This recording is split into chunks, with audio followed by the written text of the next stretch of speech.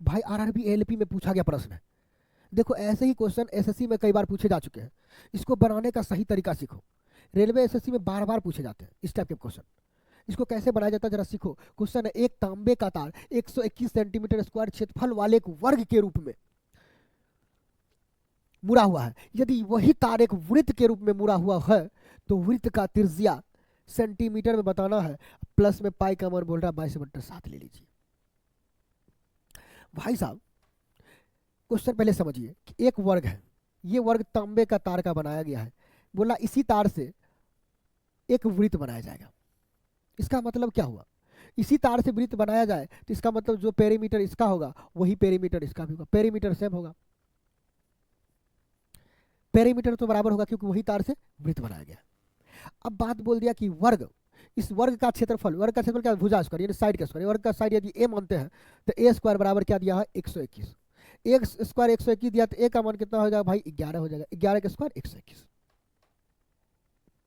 भाई पेरीमीटर निकालना तो एकदम आसान है। वर्ग का परिमाप होता है 4 इंटू साइड यानी 4a।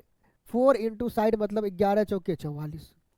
11 साइड है तो 11 11 11 11 वर्ग की सभी भुजा बराबर होती है 11 चौके 44। पेरीमीटर सम किसके बराबर होगा, इस पेरीमीटर को वृत्त के पेरीमीटर क्या होता है भाई 2πr, इसके बराबर कर देना है बस आंसर आ जाएगा। वृत्त की त्रिज्या मांग रहा मिल जाएगा। पाई का मान बोल रहा है भाई कितना लेने के लिए 22/7। ये सब याद कर लो। जब त्रिज्या आर होगा, त्रिज्या आर नहीं, त्रिज्या जब 7 हो 7 हो तो परिमाप 44 होता है। आप डायरेक्ट 7 लगा के आंसर निकल सकते हो। बाकी याद नहीं है तो थोड़ा सा यहाँ आ जाओ। इक्वल टू 44 ये सब याद कर लो भाई। 22 दूना 44 यहाँ से खत्म। आर का मान देखो कितना, इतना कम से बचना है तो छोटी छोटी बातों को याद करना पड़ेगा।